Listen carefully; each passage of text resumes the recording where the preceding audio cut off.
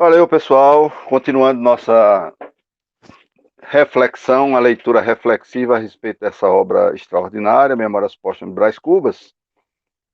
Eu vou só atualizar com vocês aqui o que nós já vimos nos últimos encontros. O nosso protagonista Brás Cubas, né?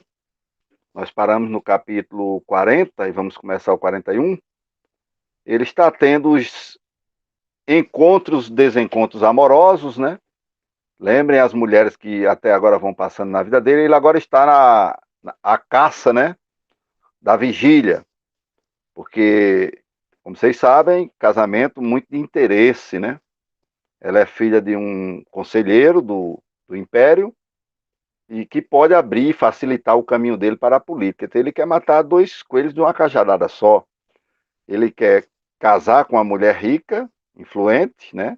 E lembrem que no século XIX a mulher pagava dote, né? O pai da moça pagava dote para o rapaz que ia casar com ela. E isso faz com que haja todo esse interesse. E além do mais tem essa sacada política, né? Essa possibilidade de politicamente você se dar bem. Agora, as outras mulheres, né, a Marcela, que foi a primeira paixão, que vocês lembram, a espanhola, que na verdade era uma mulher interesseira, era uma mulher que queria, estava mais interessada no dinheiro das pessoas que ela encontrava, e o jovem Brás Cubas se apaixona por ela perdidamente e começa a gastar dinheiro com ela até o pai descobrir, e mandou o Brás Cubas para a Europa para estudar direito, para escapar das garras daquela mulher. Né? E quando ele volta, já bacharel em direito, isso só quem podia fazer era gente rica, né, naquela época. E ele volta e tem um encontro com Marcela. Marcela já teve varíola, né, e está com a pele toda marcada, está envelhecida, está empobrecida, né? E ele, do jeito que ele era apaixonado louco por ela, quando vê daquele jeito, descarta rapidamente, sai de lá apressado e vai embora. Tivemos também o encontro dele com a Eugênia, né? Que era a filha da dona Eulália, que era uma menina linda, que gostava dele, ele se interessou por ela, mas quando descobriu que ela era coxa, ele saiu fora. Né? Dois motivos fizeram com que ele deixasse a Eugênia de lado, a menina ficou chorando, porque estava gostando dele. Primeiro porque ela era coxa, tinha esse defeito físico, e como ela mesma diz, ele vai ter vergonha de andar com ela. E segundo, porque ele também pensa o seguinte, mas aí ela... A mãe dela era a dona Eulália. A dona Eulália tinha um caso com um homem casado, filho de peixe, peixinho é. Então essa Eugênia também pode me sacanear. E também junta uma coisa com a outra e descarta a menina, que fica chorosa, que vai morrer relativamente jovem e esquecida. E é bom vocês lembrarem que nessa hora, né, que ele acha, porque ela é filha de uma mulher que teve um caso com um homem casado, ela vai ser também. Isso é a forte influência do determinismo, que era uma corrente de pensamento filosófico, científico da época, né, capitaneado por gente como Hippolyte Taine, um francês, e que era um cara que trocava correspondência com Nietzsche, que tinha um contato muito grande com Nietzsche, são contemporâneos, né?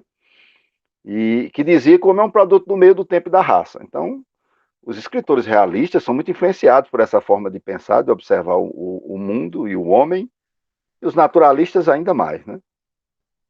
Então, a Eugênia, descartada porque é coxa, tem um defeito físico, descartada porque a mãe teve um caso com um homem casado. A Marcela, né, o pai é que faz a separação, porque ele era louco por ela, e quando ele volta ela está toda com a pele estragada, acabada, ele também descarta. E agora tem a vigília, né, que o pai quer de todo jeito e ele também está querendo por interesse. Então nós estamos mais ou menos nessa parte e vamos continuar nossa leitura reflexiva. Né? Capítulo 41, a alucinação. É um delírio, né? Na verdade, é um delírio que ele tem. Então não estranha a coisa meio maluca, porque é um delírio. Ele está tendo como se fosse um pesadelo. Então ele diz, e era verdade, entrei apressado, né? Achei vigília ansiosa, de mau humor, fronte nublada. A mãe, que era surda, estava na sala com ela. E no fim dos cumprimentos, disse-me a moça com sequidão. A vigília disse a ele, né? Esperávamos que viesse mais cedo. Defendi-me do melhor modo, falei do cavalo que empacara e de um amigo que me detivera. De repente, morre minha voz nos lábios, fico tolhido de assombro. Vigília? Seria Vigília aquela moça? Fitei-a muito e a sensação foi tão penosa que recuei um passo e desviei a vista.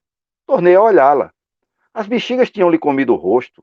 A pele, ainda na véspera tão fina, rosada e pura, aparecia-me agora amarela, estigmada pelo mesmo flagelo que devastara o rosto da espanhola. Marcela, né?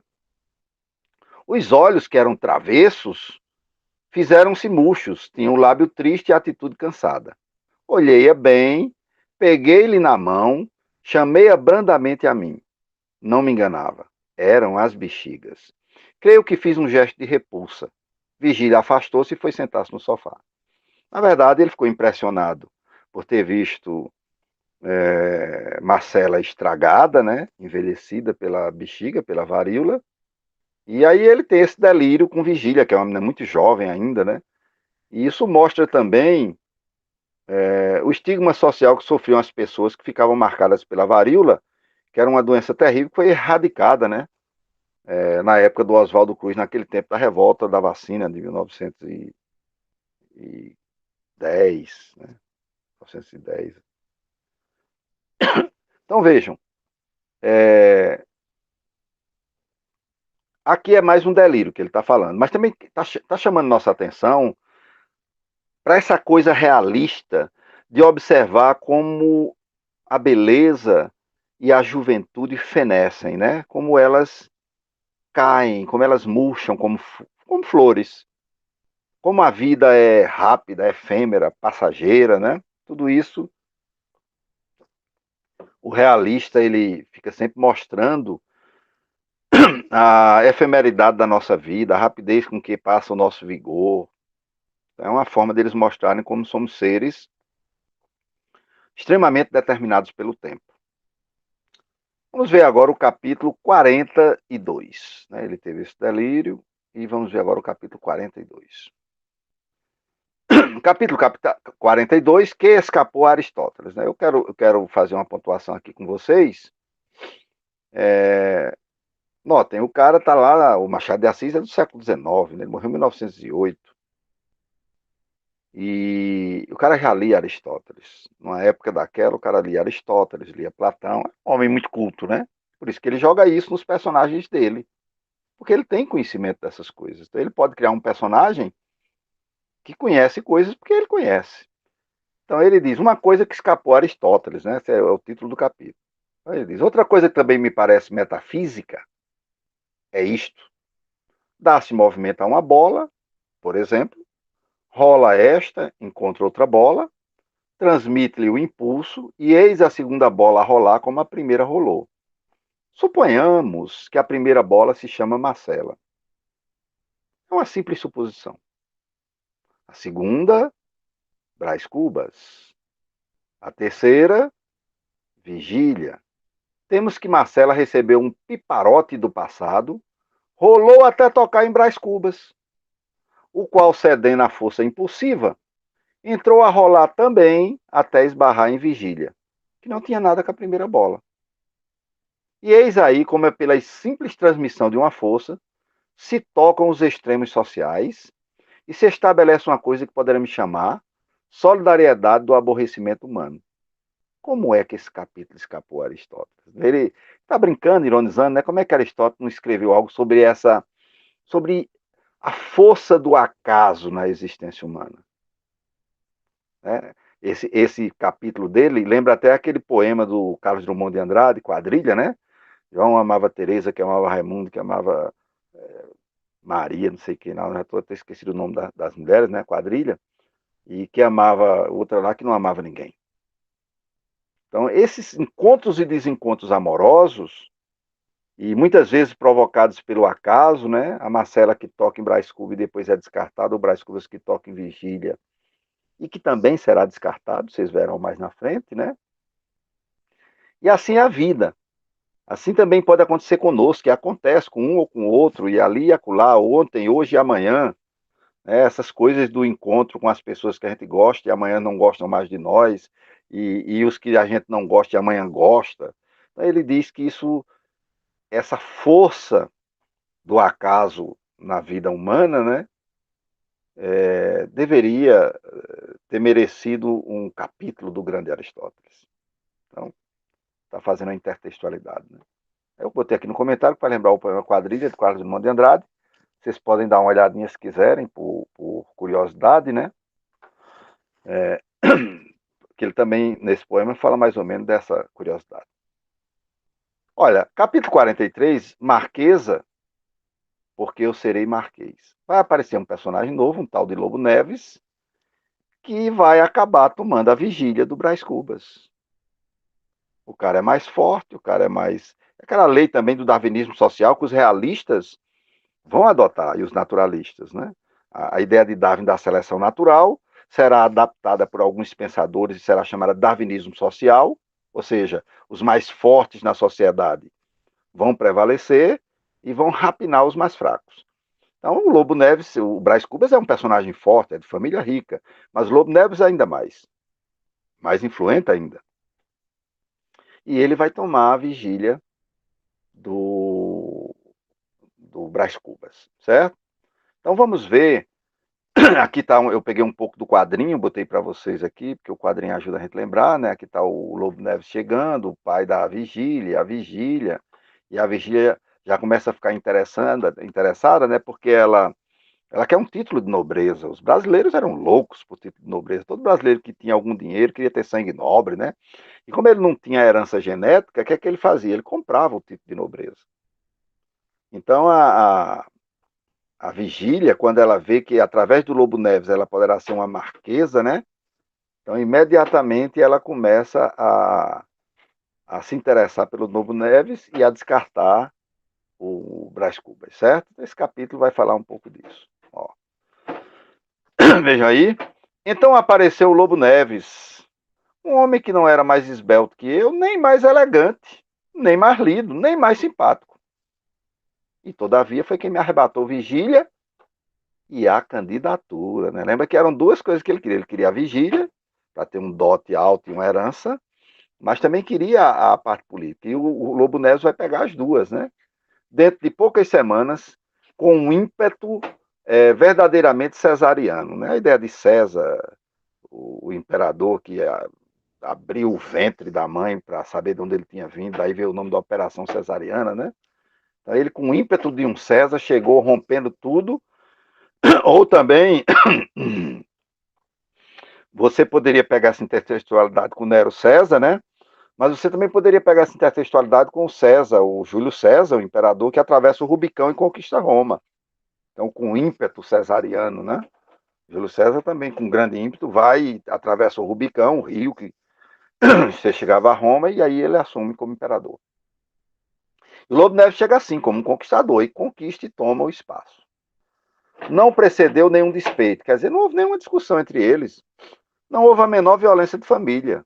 Dutra veio dizer-me um dia, Dutra é o pai da moça, né? O conselheiro do Império, que eu esperasse outra aragem, ou seja, outro momento, outra chance. Porque a candidatura de Lobo Neves era apoiada por grandes influências. Cedi. Tal foi o começo da minha derrota. Uma semana depois, Vigília perguntou ao Lobo Neves a sorrir quando seria ele ministro. Pela minha vontade, já, ele responde, né? Pela dos outros, daqui a um ano. Vigília replicou. Promete que algum dia me fará baronesa. Ó, ela quer título de nobreza. Já está esquecendo Brás Cubas, né? Interesseira também, como a Marcela. A que gostava dele mesmo, que era a Eugênia, era pobre e era coxa. E ainda tinha uma mãe, na visão de Brás Cubas, de moral duvidosa.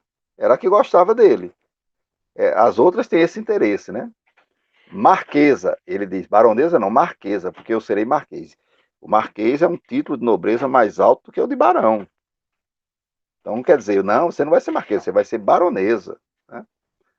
Desde então eu fiquei perdido. Vigília comparou a águia e o pavão. A águia seria Lobo Neves. E o pavão seria Brás Cubas. E elegeu a águia. deixando o pavão com seu espanto, o seu despeito e 3 ou 4 beijos que ele dera. Talvez 5 beijos, mas 10 que fossem não queria dizer coisa nenhuma, ou seja, deu uns beijinhos em Brás Cubas e descartou. Então, esse capítulo chama a atenção para a força do darwinismo social, né, para a força das influências sociais, do poder da riqueza, do poder da influência, do jogo de interesses sempre presente, inclusive por parte das mulheres. E a gente vai notando como é um livro que vai fazendo a gente olhar para o nosso umbigo e perceber as nossas fraquezas morais e tudo mais. Né? Por isso que é uma leitura reflexiva, uma leitura tão importante. Capítulo 44, um Cubas, né? Família dele, né? Meu pai ficou atônito com o desenlace e quer me parecer que não morreu de outra coisa. Eram tantos os castelos que engenhara, tantos e tantíssimos os sonhos, que não podia vê-los assim esboroados, derrubados, né? Sem padecer um forte abalo no organismo. A princípio, não quis crê-lo.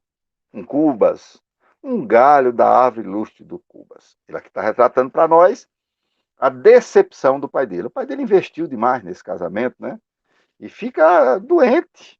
E ele diz, né? Ah, como é que pode desprezar um Cubas, um galho da árvore lustre dos Cubas, o pai do Brás Cubas dizendo isso. Né? Então ele fica arrasado, fica em frangalhos. Mas eu era moço, né? O Brás Cubas, e tinha um remédio em mim mesmo. Meu pai é que não pôde suportar facilmente a pancada. Pensando bem, pode ser que não morresse precisamente do desastre, mas que o desastre lhe complicou as últimas dores é positivo. Morreu daí a 4 meses, acabrunhado, triste, com uma preocupação intensa e contínua, a semelhança de remorso. Um desencanto mortal que lhe substituiu os reumatismos e tosses. Teve ainda uma meia hora de alegria. Foi quando um dos ministros o visitou. Vi-lhe, lembra bem, vi-lhe o grato sorriso de outro tempo. E nos olhos uma concentração de luz que era, por assim dizer, o último lampejo da alma expirante. Mas a tristeza tomou logo. A tristeza de morrer sem me ver posto em algum lugar alto, como aliás me cabia. Um Cubas, né, o pai fica dizendo. Morreu alguns dias depois da visita do ministro, uma manhã de maio, entre os 2 filhos, Sabina e eu. E mais o tio Delfonso e meu cunhado. Morreu sem lhe poder valer a ciência dos médicos, nem o nosso amor, nem os cuidados, que foram muitos, nem coisa nenhuma. Tinha de morrer. Morreu. Um Cubas. Aqui, o Machado de Assis, através do personagem Brás Cubas, né, nos fala do destino trágico de todos nós. Pode ser Cubas, pode ser ilustre, pode não ser ilustre, pode, mas morrer. Tinha de morrer. Morreu. Aqui também ele nos fala do jogo de interesse de influência social. Né? O pai adoece. A alegria do pai é o dia que um ministro do imperador visita ele já morrendo lá e aí fica alegre porque o ministro teve consideração a ele. Quer dizer, todo esse jogo de interesses que envolve a sociedade, que o realismo denuncia e que o naturalismo denuncia também, né? Tudo isso vai acontecer muito na obra, todas essas reflexões. Então, morre o pai de Brás Cubas e morre sem ter o grande sonho realizado, né, que é o sonho de ver o filho político, influente, casado com uma mulher rica e tudo mais. O Brás Cubas diz, eu como era jovem, eu mesmo me virei, me resolvi. Né? Capítulo 45. Vamos ver. Soluços, lágrimas, casa armada, veludo preto nos portais, um homem que veio vestir o cadáver, outro que tomou a medida do caixão. Caixão, tocheiros, convites, convidados que entravam. Lentamente, a passo surdo, e apertavam a mão à família. Alguns tristes, todos sérios e calados, padre, sacristão, rezas, aspersões de água benta, o fechado caixão a prego e martelo. 6 pessoas que o tomam da essa, né, que é o lugar que o caixão está, e o levantam, e o descem a custo pela escada. Não obstante os gritos, soluços e novas lágrimas da família, e vão até o coche fúnebre, e o colocam em cima, e transpassam e apertam as correias. O rodar do coche, o rodar dos carros, um a um. Isto que parece um simples inventário, eram notas que eu havia tomado para um capítulo triste e vulgar que não escrevo. Aqui é mostrando qual é o destino trágico, é a morte, é o velório, é o caixão que é levado, amarrado no coche, né? Naquela época não havia automóvel, então tinha o coche, que era aquela carruagem puxada pelos cavalos, amarrava ali o caixão e levava. E tem tudo que a tradição ainda mantém no século XXI, muita coisa, embora tenha mudado algo, né? As rezas, os padres, naquela época a Igreja Católica predominante totalmente no Brasil, né? Não havia esse número alto de evangélicos, de protestantes. E aí todo o ritual é feito, mas a realidade é que é prego, martelo, caixão e vela preta. É o destino final que a visão pessimista dos realistas fica cutucando o tempo todo para chamar a nossa atenção. Isso é o que te aguarda. Isso é o que me aguarda. Isso é o que aguarda a todos nós. Não há saída, não há escapatória. Né? E os realistas, como vocês sabem, são, de forma predominante, materialistas. Né? A esmagadora maioria deles não tem crença religiosa, portanto, não tem essa esperança, essa expectativa de ressurreição. Então, é só a tragédia da vida, né? Como ele mesmo diz nesse livro, que a vida é um palco, é um teatro onde nós representamos papéis e tudo mais, certo? Então, esse capítulo basicamente vai falar disso.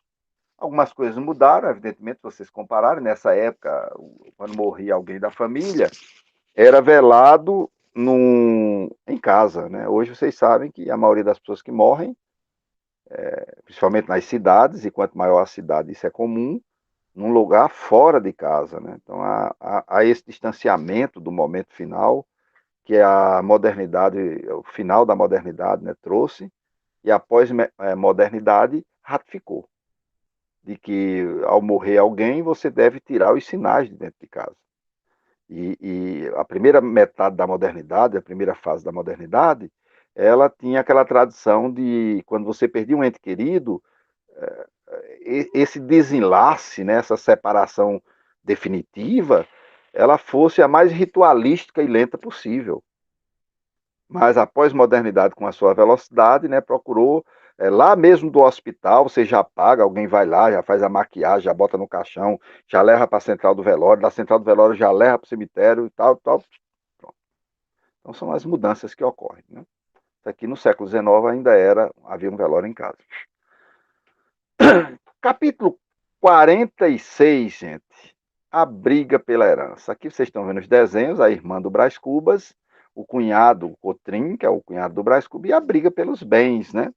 Que é tão comum entre os seres humanos que depois que morrem os parentes e na hora de dividir a herança, acontece até mortes, né? Agressões, intrigas, infelizmente. E o Brás Cubas vai explorar esse lado negro do ser humano. Vamos ver então aqui, ó, a briga pela herança do pai. Veja-nos agora o leitor, 8 dias depois da morte do meu pai. Vejam, 8 dias, gente. Minha irmã sentada num sofá, pouco adiante, o Cotrim, que é o cunhado, né, casado com a Sabina, encostada a um consolo, uma mesinha de escora, com os braços cruzados e a morder o bigode. E eu a passear de um lado para o outro com os olhos no chão. Luto pesado. Profundo silêncio. Mas afinal, disse Cotrim, esta casa pouco mais pode valer de 30 contos. Temos que vale a 35? Vale 50, ponderei. A Sabina sabe que custou 58. Eles já começam a discutir quem vai ficar com a casa que o pai morava. Quanto custa essa casa? O Cotrim bota o preço para baixo. Brás Cuba bota o preço para cima. Já estão arengando pela. Aí ele diz, né? Sabina sabe que custou 58. E o cunhado? Podia custar até 60, mas não se segue que os valesse. E menos ainda que os valha hoje. Você sabe que as casas aqui há anos baixaram muito. Olhe, se essa vale os 50 contos, quanto não vale a que você deseja para si? A do campo. Então a discussão é toda de bens, que já é outra casa, né? Não fale nisso, uma casa velha. Ó, A daqui ele diz que é cara, o Cotrim diz que é barata. A do campo que ele quer, ele diz que é velho, o Cotrim diz que é boa. Velha! Exclamou Sabina, levantando as mãos ao teto. A irmã entra logo em ação, que também tem interesse, né? Parece-lhe nova. Aposto, olha, estão arengando. Ora, mano, deixa dessas coisas, disse Sabina, erguendo o sofá. Podemos arranjar tudo em boa amizade, com lisura. Por exemplo, o Cotrim não aceita os pretos, quer só o boleiro de papai e o Paulo. Agora é a discussão pelos escravos. Lembrem que os escravos eram peças, eram objetos que quando morria o pai, a mãe, eram divididos pelos filhos, como se divide cadeira, mesa, né? E ela diz logo que os pretos, os negros, os escravos, o Cotrim não quer. Ele só quer dois. O boleeiro, né? O boleeiro, gente, é o motorista da charrete, que não é todo negro que sabia, não. Então era como você ter um carro, não saber dirigir, e ter o escravo que era motorista. Aí o Cotrim disse, ele só quer o boleiro e o Paulo, que era outro escravo lá. Mas os outros podem ficar para você. Aí ele responde, o boleiro não. Acudi eu. Fico com a Sege é a carruagemzinha, e não hei de comprar outro preto que saiba dirigir a carruagem, né? Orientar os cavalos de maneira correta. Bem, fico com o Paulo e com o Prudêncio. O, o Cotrim responde: tudo bem, você quer ficar com o boleiro? Então eu fico com o Paulo e com o Prudêncio. Quem é o Prudêncio? O Prudêncio é aquele negrinho que ele ganhou de presente quando era criança, lembrem, que ele fazia de cavalo. Ele montava, botava umas cordas no queixo do bichinho, batia nele como um cavalo e o bichinho saía apanhando, gritando. E ele, cala a boca, besta, e fazendo o bichinho de cavalo. Esse negrinho Prudêncio cresceu e, segundo o Paulo, né, o Brás que vai estar dizendo aqui agora, o Prudêncio está livre, foi alforriado. Livre? Né, porque o Cotrim está querendo esse negro. Há 2 anos, o Brás que responde, faz 2 anos que ele foi alforriado. Livre? Como seu pai arranjava estas coisas cá por casa sem dar parte a ninguém? Está direito? Quanto à prata, creio que não libertou a prata. Pronto. Aí o pai tinha libertado Prudência e já vão falar da prata que tem em casa. Pratas talheres, que tudo era de prata mesmo, não era de inox, não era prata. Aí já começa a discutir sobre a prata. Tínhamos falado na prata, a velha, a prataria do tempo de Dom José I. Ó. Prata antiga, mas mineral nobre, né? Quanto à prata, continuou o Cotrim, eu não faria questão nenhuma se não fosse o desejo que sua irmã tem de ficar com ela. A onda do Cotrim. Por mim, tudo bem, mas sua irmã quer. Só que se a irmã quiser, vai para casa do Cotrim também, né? E acho-lhe razão. E diz mais, e ela tem razão. Sabina é casada e precisa de uma copa digna, apresentável, né? Você convidava um ministro, por exemplo, aí você ia botar talheres, tem talheres de prata, né? Você é solteiro, não recebe não. Aí ele responde, mas posso casar. Ou seja, ele também quer a prata, né? Era tão. Aí a irmã diz, pra quê? Ele diz, eu posso casar. Ela diz, pra quê? Era tão sublime esta pergunta que por alguns instantes me fez esquecer os interesses. Sorri, peguei na mão de Sabina, bati-lhe levemente na palma, tudo isso com tão boa sombra que o Cotrim interpretou o gesto como se aquecesse e agradeceu-me. Que é lá, redargui. Não cedi coisa nenhuma nem cedo, ou seja, não quer ceder a prata. Nem cede? Pergunta o cunhado. Abanei a cabeça. Não. Deixa, Cotrim, disse minha irmã ao marido. Vê se ele quer ficar também com a nossa roupa do corpo. É só o que falta. Olha a discussão entre dois irmãos, 8 dias após a morte do pai. Dois irmãos que se amavam muito. E olha como estão arengando por prata e por coisa. Não falta mais nada. Quer a sege, quer o boleeiro, quer a prata, quer tudo. Olhe, é muito mais sumário citar-nos a juízo e provar com testemunhas que Sabina não é sua irmã, que eu não sou seu cunhado e que Deus não é Deus. Faça isso e não perde nada, nem uma colherinha. Ora, meu amigo, outro ofício. O cunhado está mordido, né? Fizeram-se finalmente as partilhas, mas nós estávamos brigados. E digo-lhes que ainda assim custou-me muito brigar com Sabina. Éramos tão amigos. Então, aqui esse capítulo para mostrar como a gente, na hora de repartir bens, dinheiro, né?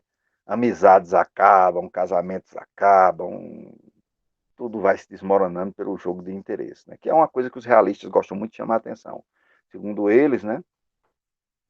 Nós somos pessoas egoístas, interesseiras, só que vemos mais o nosso lado, que é a ideia do determinismo, né? Tainiano. E aí vai. Capítulo 47 é o recluso, né? Vamos ver aqui o que o Brás Cubas quer.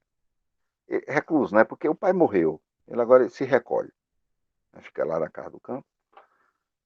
Entra nessa casa, estira-te nessa rede que me embalou a melhor parte dos anos que decorreram desde o inventário do meu pai até 1842. Vem, se te cheirar algum aroma de tocador, né? Tocador é local onde coloca os perfumes, essas coisas.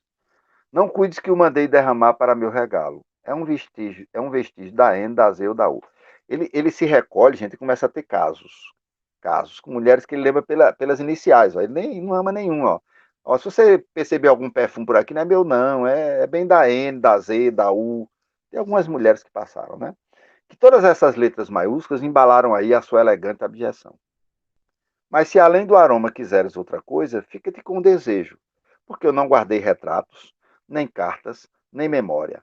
A mesma comoção esvaiu e só me ficaram as letras iniciais, ou seja, eu não guardei nada delas, foram casos. Né? Não, nenhuma teve um envolvimento maior. Vivi meio recluso, indo de longe em longe a algum baile, ou teatro, ou palestra, mas a maior parte do tempo passeia comigo mesmo. Vivia, deixava-me ir ao curso e recurso dos sucessos dos dias, ora buliçoso, ora apático, entre a ambição e o desânimo. Quando me lembrava do Lobo Neves, que já era deputado e de Vigília, futura marquesa, perguntava-me a mim mesmo por que não seria melhor deputado e melhor marquês do que Lobo Neves. Eu que valia mais, muito mais do que ele, e dizia isto a olhar para a ponta do nariz.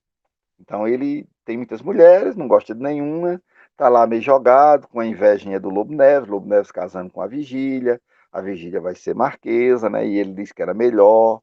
Então tá lá, o pai morreu, né? Brigou com a irmã por causa de divisão de bens. Capítulo 48.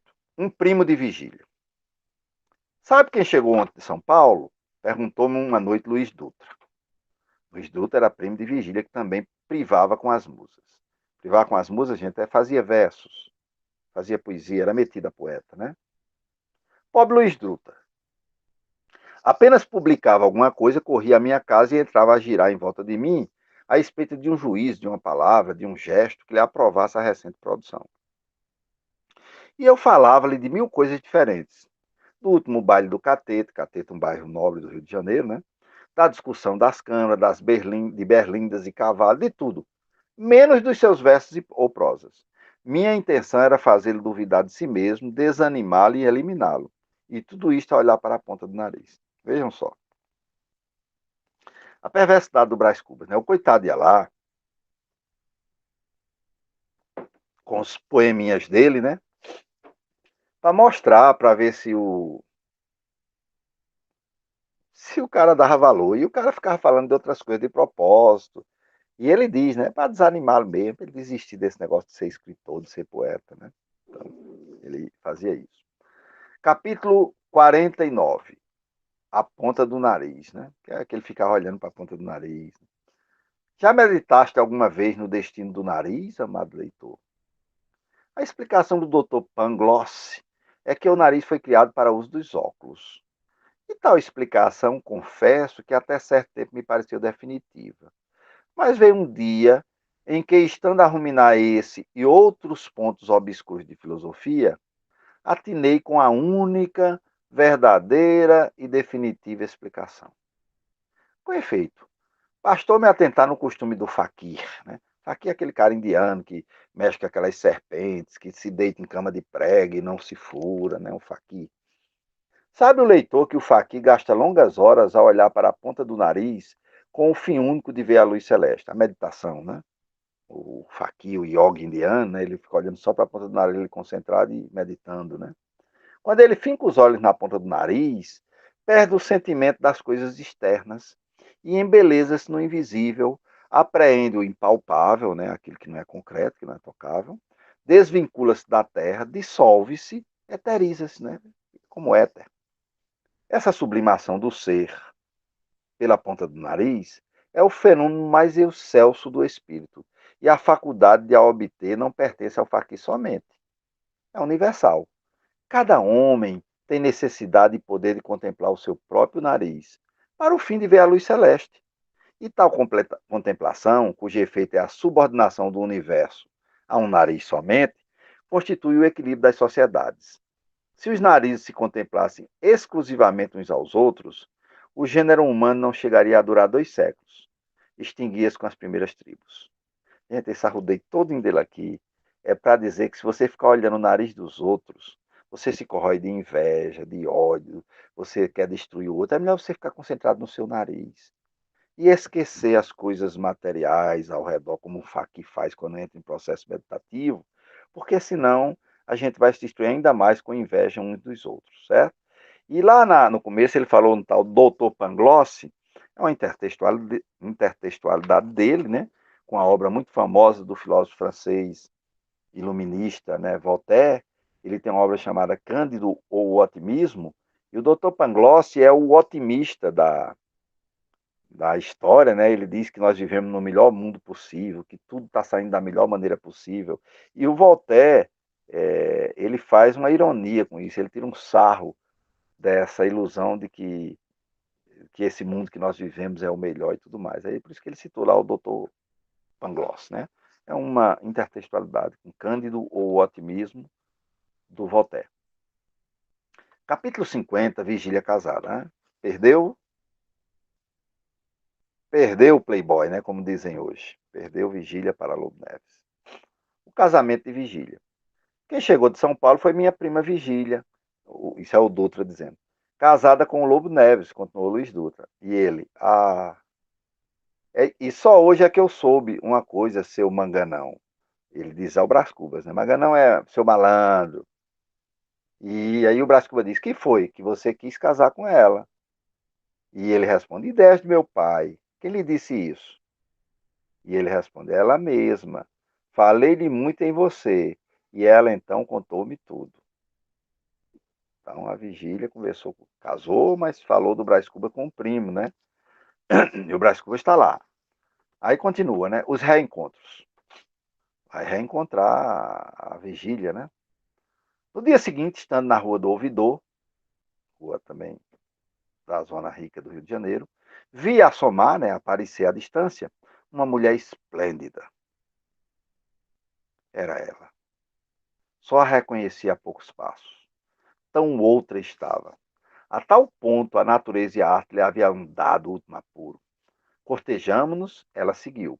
Entrou com o marido na carruagem que os esperava um pouco acima. Fiquei atônito. Então ele teve um choque, né? Encontrou Vigília com Lobo Neves, casada.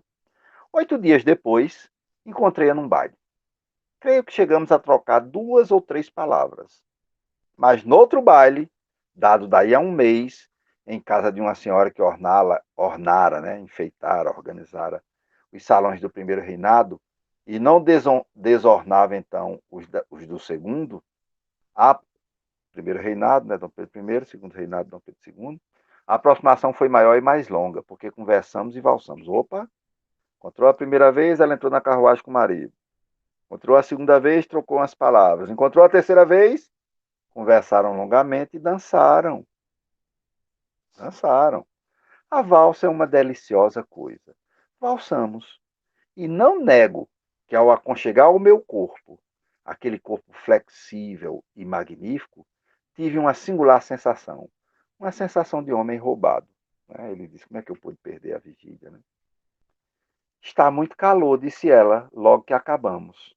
Vamos ao terraço? Vejam, Vigília quer conversar com ele no terraço. Não, pode constipar-se. Vamos a outra sala.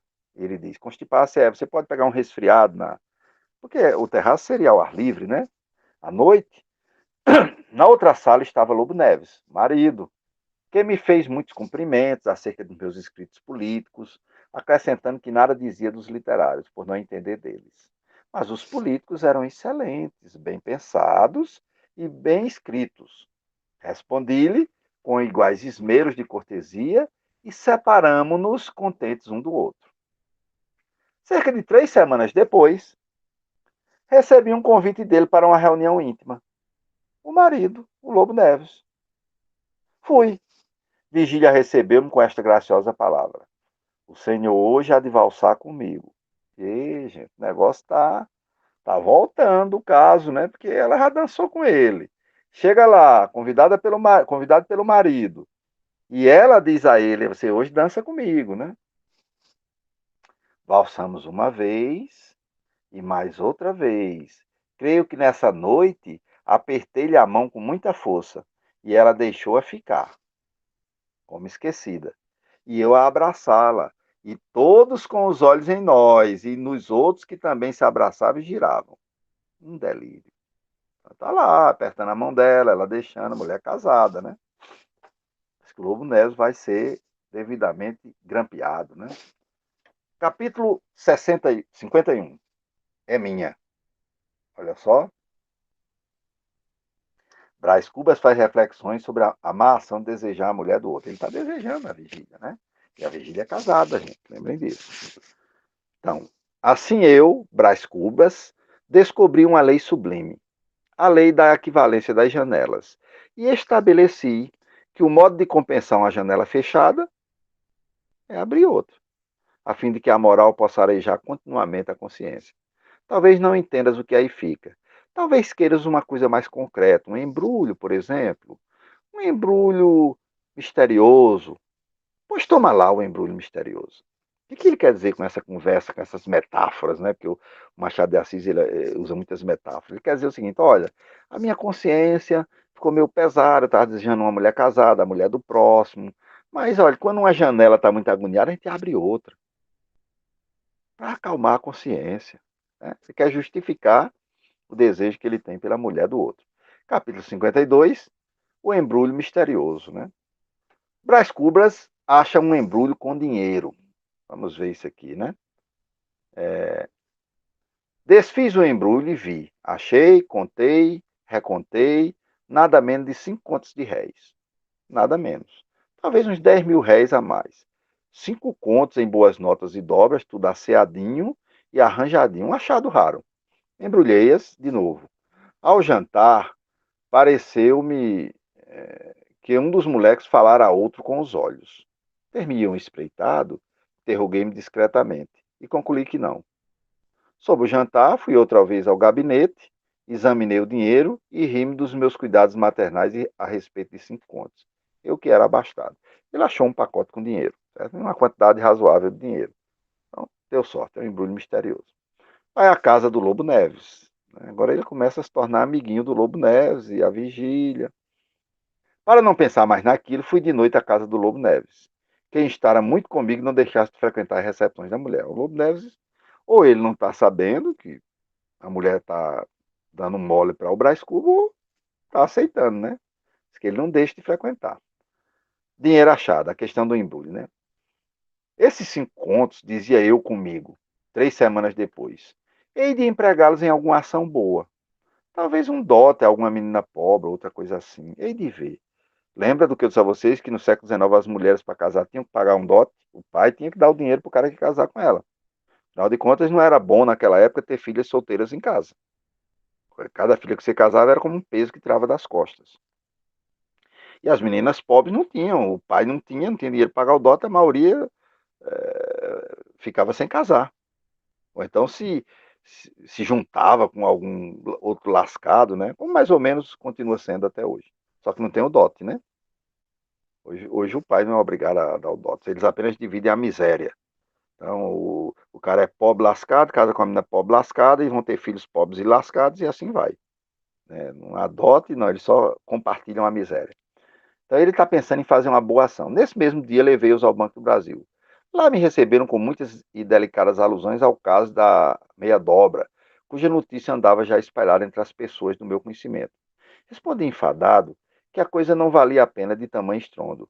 Louvaram-me então a modéstia, e porque eu me encolerizasse, replicaram-me que era simplesmente grande. Né? Estão falando de outro caso, de dinheiro, que houve uma quebra financeira, de gente que não tinha nem condição muito boa, ele passa por cima. Mas ele disse que ia fazer uma boa ação e vai levar o dinheiro para o Banco do Brasil. Tá vendo? É só conversa. O realismo também quer mostrar como a gente diz uma coisa e faz outra. o realismo, e Machado vai fazer muito isso, ele quer mostrar o tempo todo a diferença entre a essência e a aparência. Ok? Vamos avançar mais um pouquinho.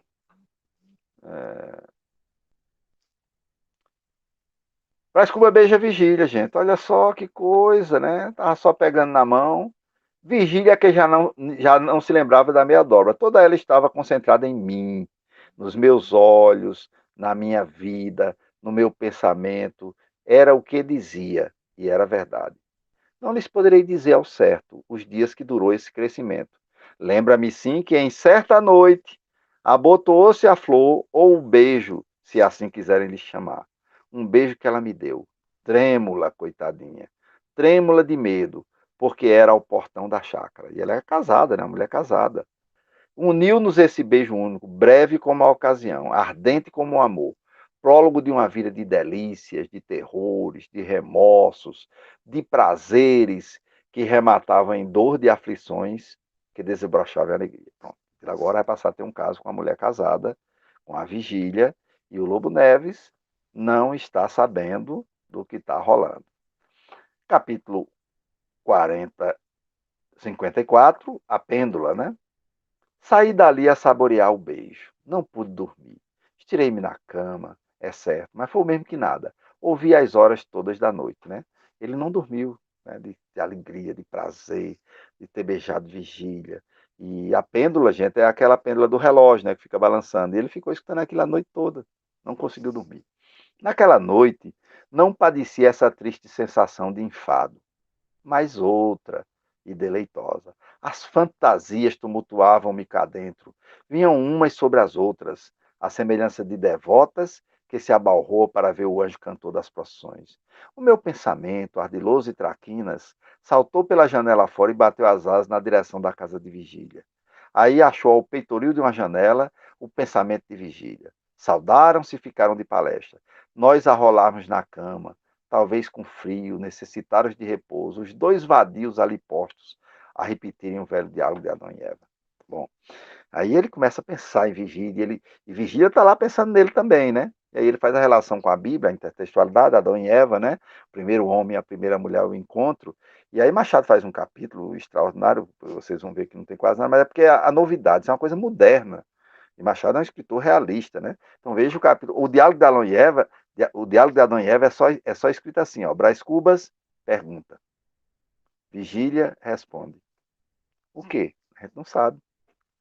Brás Cubas, olha a exclamação no final, admirado com a resposta. Brás Cubas fala, Vigília pergunta, Brás Cubas fala, Vigília fala, Brás Cubas se admira, ó, exclamação, exclamação, exclamação, Vigília pergunta, Brás Cubas se admira, Vigília...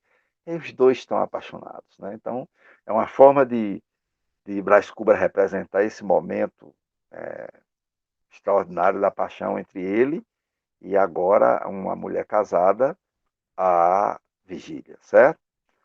Capítulo 56, o momento oportuno. Dos mistérios do amor, né? Mas com a breca, quem me explicará a razão desta diferença? Um dia, vimos-nos, tratamos o casamento, desfizemos-o e separamos-nos a frio, sem dor, porque não houvera paixão nenhuma.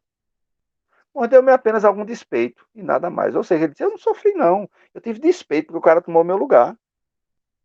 Que mistério, né? Correm anos, torno a vê-las, damos 3 ou 4 giros de valsa e eles a amar um ao outro com delírio. E agora ele está louco por ela e ela por ele.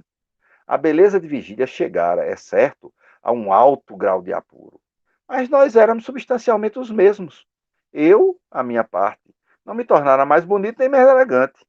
Quem me explicaria a razão dessa diferença? São os mistérios do amor, né, gente? Você às vezes conhece uma pessoa que você não gosta, acha chato, acha chata, e de repente passa o tempo e você está gostando daquela pessoa. Então, os mistérios dos encontros e desencontros amorosos. Bom, gente, nós vamos parar aqui no capítulo 57, né, para a gente ter tempo de refletir sobre o que a gente conversou. Essa aula fica gravada para vocês, os textos também estão à disposição de vocês. para que vocês também possam fazer as reflexões de vocês. E em breve estarei gravando a continuação dessa aula 3, né? E continuando a leitura da nossa obra Memórias Póstumas de Brás Cubas, ok? Até a próxima, então.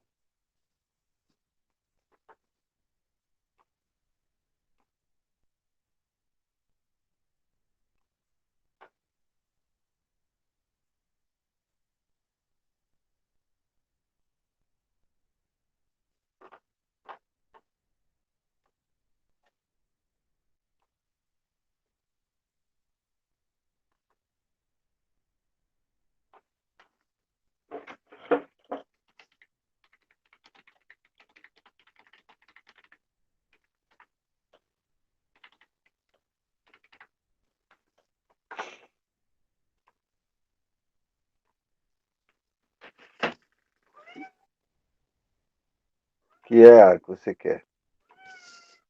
Hum?